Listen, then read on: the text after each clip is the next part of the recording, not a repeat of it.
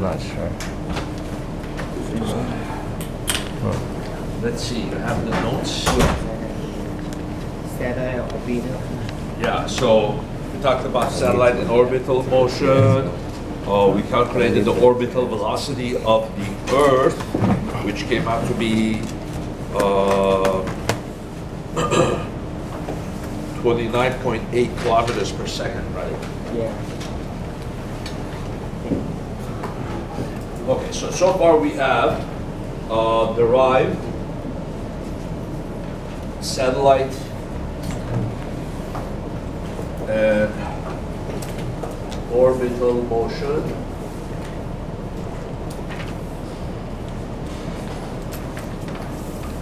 So you have some body, and then I use the sun as an example. Then I have the Earth going, and it's a natural satellite of the sun, but you could do this for any artificial satellite, moon going around the Earth, or anything.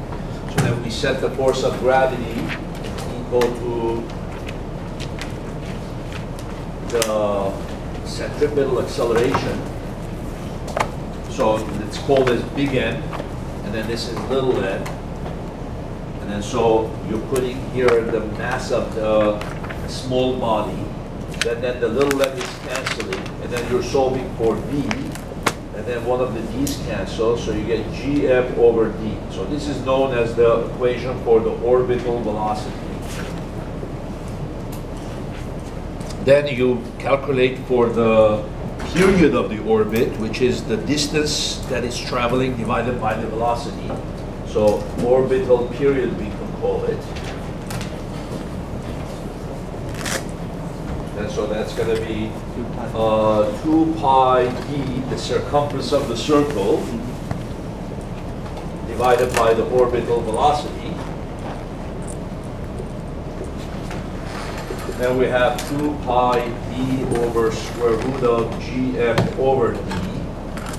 So then you have the period equals to 2 pi d, and then this square root of d goes to the top, square root of d over square root of gm, right? And then we can, to make this a little bit more easily recognizable, square both sides. Then when you square the square root, you just get a d over gm. So that way you don't have any square roots showing in the equation. So then you have here t squared is equal to 4 pi squared over gm d cubed. So literally we have proven Kepler's third law, that the period of a satellite squared is proportional to its distance cubed from the planet or the star that it's going around. Okay, so in order for it to become a stable satellite, it needs to have that period depending on its distance. But this equation gives you in terms of the velocity of the orbit, but they're still related. Okay, so now we can relate this to some questions that we can ask. These are called satellite questions. Oh, now let's cover, before doing that, let's cover the energy of satellite orbit. Okay, so in other words, this is the question that I'm interested in asking now. What's the kinetic energy of a satellite? The kinetic energy of a satellite that is in stable orbit. But since we already have the equation for the velocity of the orbit, we can easily calculate the kinetic energy, right? Kinetic energy is 1/2 mass velocity squared. So in order for a satellite to be in orbit, it needs to have a certain velocity of orbit, right? V orbit. So then the kinetic energy is going to be 1/2 m. The equation that we derived previously for the V orbit, we could use it here. Square root of gm over d. Now this mass is the mass of the satellite, so it's small m. But this big M is the mass of the object that's going around, right? So it's the big M. And so now we're going to square that. So the kinetic energy that it must have is 1/2 m. And then when you square this, of course, you just get gm over v. So we can write it like half g little m, big M over d. So that in order for it to be a good satellite, natural satellite or an artificial satellite, it needs to have that kinetic energy. So we can call this the equation for kinetic energy of the orbit. Okay. Then we can use the potential energy of the orbit. So what is the potential energy that it has? Okay. Well, since it's still bound to the object it's going around, it still has a potential energy, right? It's not zero. Yeah. So we can call this the potential energy of orbit, which is just simply the equation negative gm m over d. So it actually looks very similar looking. You see, one is negative and one is positive, but the one of the positive has a half there. Now, where did the half come from? From here, right? From the equation for kinetic energy. So the kinetic energy of orbit is half gmm over d. The potential energy is negative gmm over d. So now what's the total energy of the orbit? Energy of orbit is kinetic plus potential. So then you have half gmm over d minus gmm over d. And then you're going to have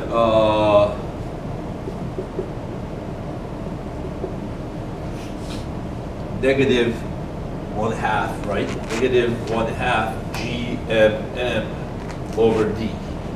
In other words, the kinetic energy that it has is positive. The potential energy that it has is negative, but the potential energy is more negative than the kinetic energy positive. You notice this is half of that? So when you add them, you get a total energy of negative, right? So it's literally like doing half minus 1, which is negative half, because this is literally half of that. And then you get negative half right there. So the total energy is negative, which makes sense because that means the satellite's still bound to the planet. You see, if I want to give it a kick, an extra kinetic energy, as this thing increases, right, when this thing is equal to that, then the satellite escapes completely from that potential well, we can call it, right? So this means that the satellite is bound.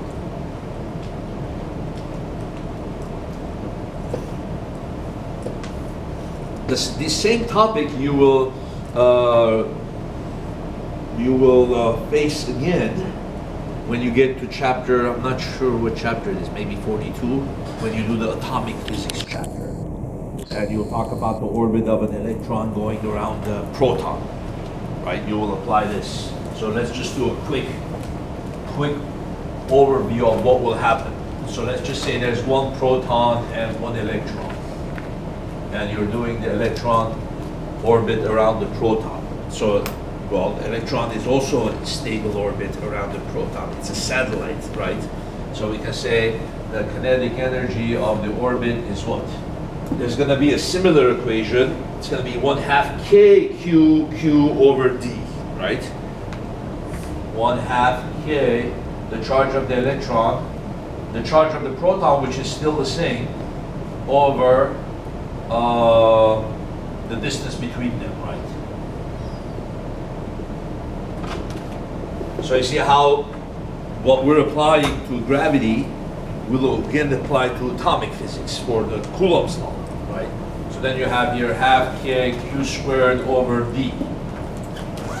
Then what's the equation going to be for potential energy? Well, very similar.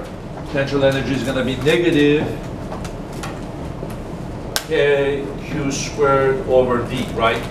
More negative than this is positive. So that the total energy is going to be negative 1/2 k q squared over d.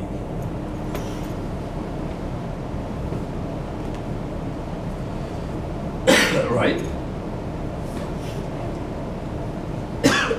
Then depending on its distance, we can use this to find the energy of the orbit. Now with atomic physics, we're going to go one more step, because the orbits that it has are quantized. It can only have certain allowed orbits.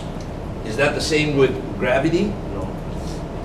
Actually, there is quantization too, but because things are so large, the quantization of nature is not noticeable in the macroscopic world, right? In other words, are the energies that I can have quantized, or can I wiggle around my hands at any energy? In real life, they are actually quantized. I can only have certain allowed wiggles that are n multiples of hf, Planck's constant times the frequency, right? But I don't notice that quantization because, for all intents and purposes, I have so much energy. Let me give you a little bit analogy, right? Money is also quantized in units of pennies. That is right. So the smallest unit of money you have is a penny. Now, if you're really, really poor, let's say you only have $10, you notice the quantization of energy because you have some change in your pocket and you have a couple dollars, right? And so you have so little money that your amount of money is not that much bigger than a penny. So every little penny counts for you. But if you're a billionaire, right, that penny means nothing to you. So you don't even notice the quantization of money. You're dealing with daily basis, you're dealing with millions of dollars, you see? So that's the energy that these guys have are so much larger than the small Planck energy, right? They don't notice the quantization. So can they have any orbit D? Yeah, any distance orbit is allowed. Here, no, not really, right? So how do we do the quantization of the energy? Well, Bohr came up with that the angular momentum of the electron has to be, right? The angular momentum, MVR, has to be, what is it? N multiples of Planck's constant, right? H bar, he calls it, and H over 2 pi. So you might have covered this in Chem 102, right? 101. So MVR is equal to NH over 2 pi. So N multiples of H over 2 pi. So then the distance that is allowed times the velocity that is allowed must meet this criteria that it's n multiples of h bar, and then h bar is h over 2 pi. Planck's constant over 2 pi.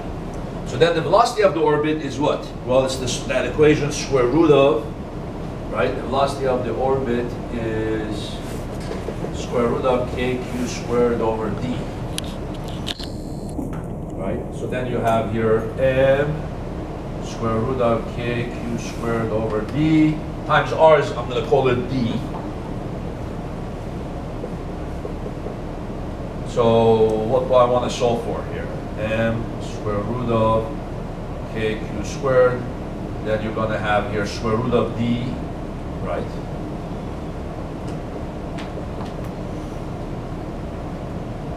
Then square both sides.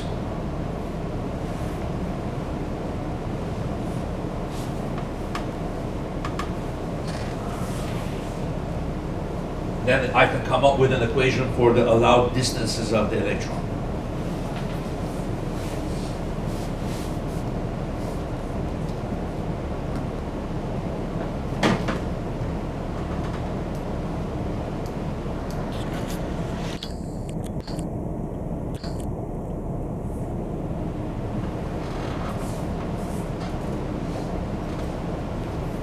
Right? So then you basically have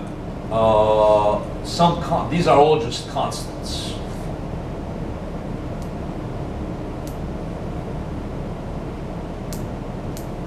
So we can calculate what that constant is, and then we can say the allowed orbits is integer multiple square of that constant.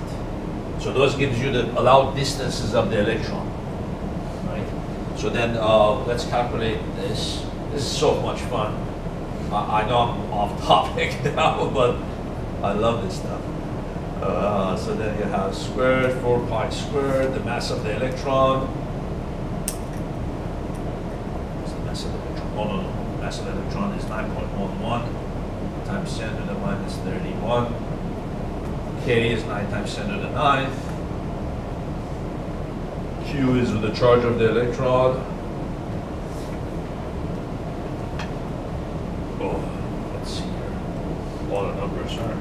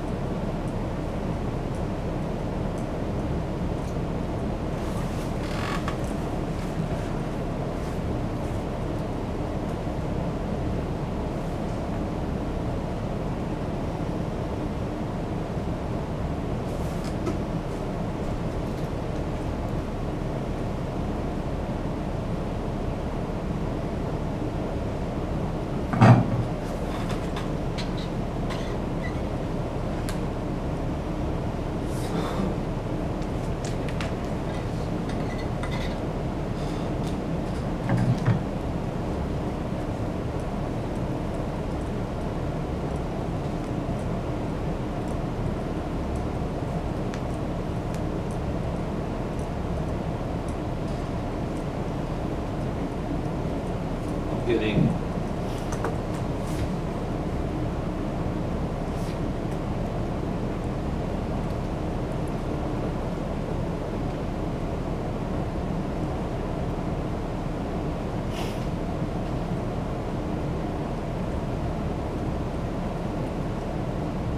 it shouldn't be that big. H squared. Yeah.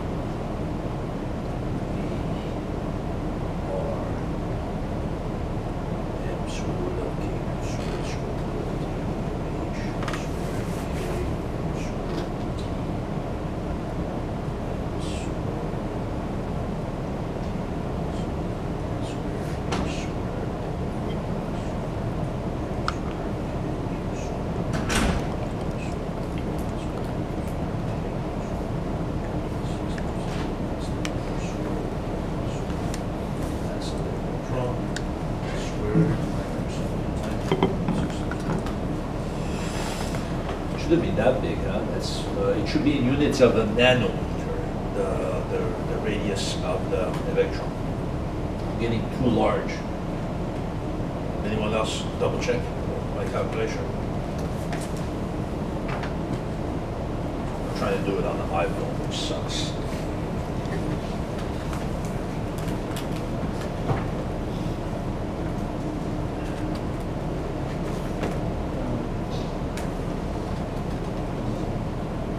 You got it?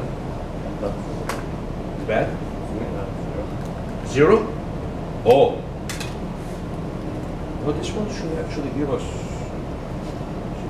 6 squared divided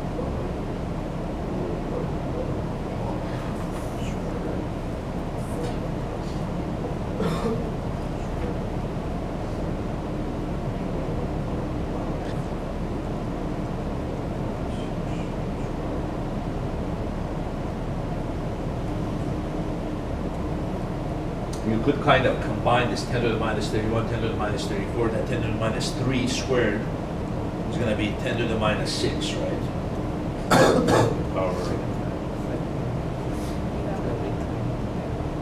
And then divided by 10 to the 9th.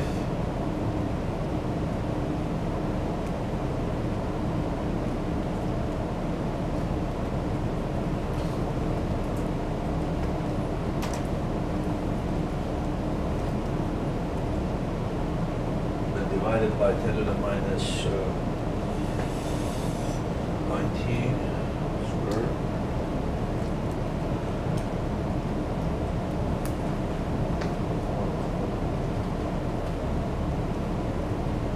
And the minus 38. Oh, I am getting big. 5.8 times 10 to the minus 10 to the 19 squared.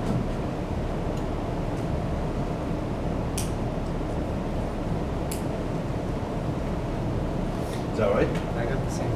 Same? Yeah. I'm missing something. It should be opposite. L equals MBR.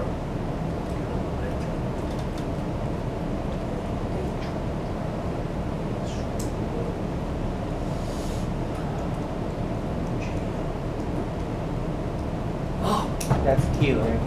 AQ. Oh, God. Yeah, you see that? It was gm over d, not m squared. Oh, okay. This one cancels, this one cancels. No, the kinetic energy is q squared. Yeah, it should be squared. Oh, the kinetic energy is squared, but the velocity, so the velocity is kq. You see, just one slight thing like that. So the velocity is this is this. This brings us to, oh, then this is just this. Okay, that makes sense.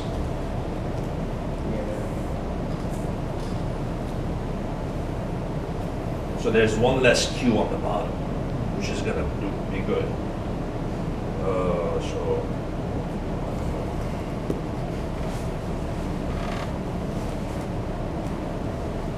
So is that 9.30?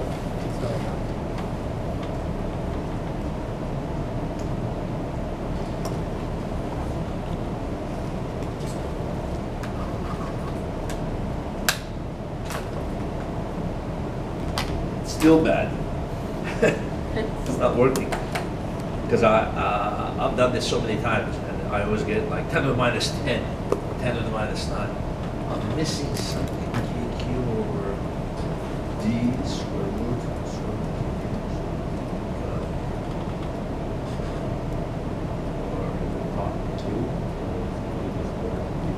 Which one? Q is here.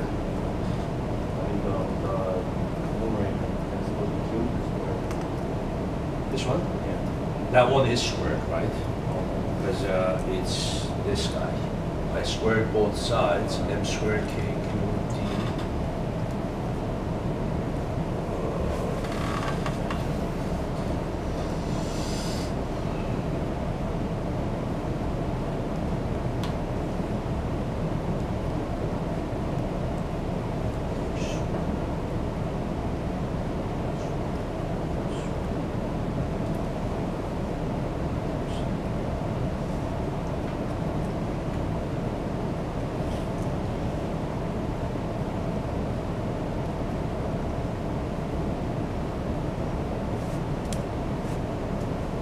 For the electron, I believe it comes out like this, 0.511 n squared nanometers.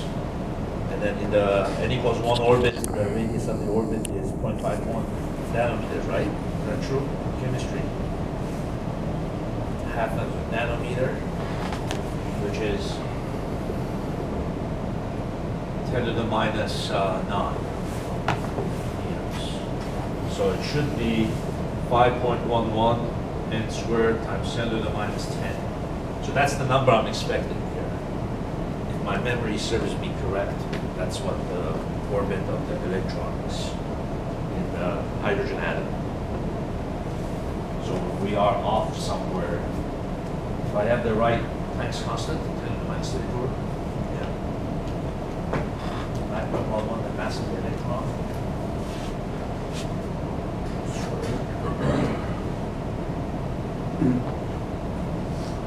Okay, I guess we could review that later on and find out what the mistake is. And then once you do that, you get that answer for D, then you put it into the allowed energies, right?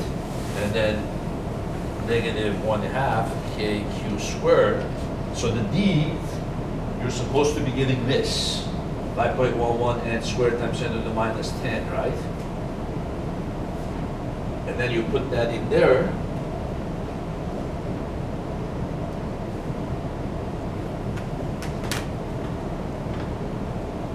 And then again, these are all numbers, right? So then the equation comes out negative 13.6 electron volts over n squared, right? So this whole energy comes out that. So then that tells you the allowed energies of the orbit of the electron.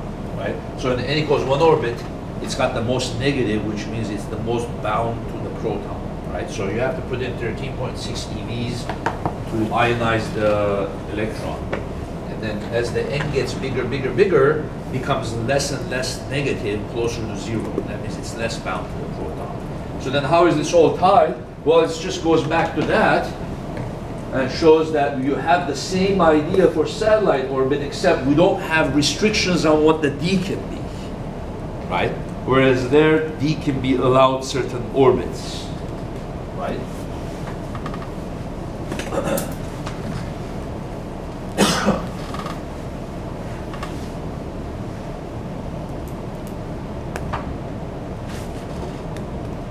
Okay, now based on that, we could ask some satellite type questions.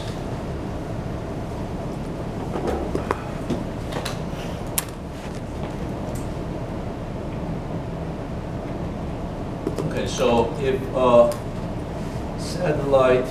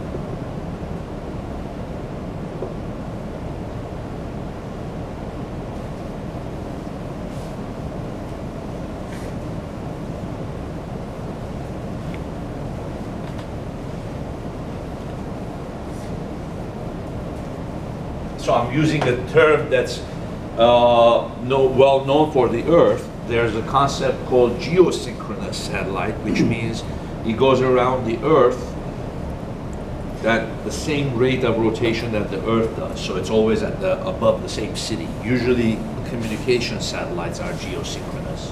But we could also have heliosynchronous, which means it goes around the sun, and as the sun is rotating, it's over one particular set of sunspots, and it's studying them, you know. So you could have heliosynchronous. How far away should we place it, and what will its velocity of orbit be?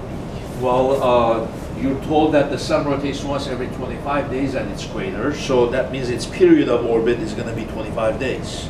So we can use the equation, period of orbit squared is 4 pi squared over gm d squared, right? Kepler's third law. So that this is 25 days.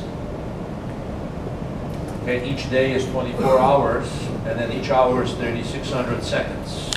So make sure always change your periods, times, to seconds before you apply them to an equation. So you're going to do days to hours, hours to seconds, right? Then you're going to square that, 4 pi squared over the 6.674. Then you're going to put the mass of the sun. So the universal constant of gravity, the mass of the sun, and then the distance cubed. So then take this over there, take this over there, calculate that, and then cube root that. When you cube root that, that gives you the distance that that satellite should be from the sun. So calculate that, see what we get.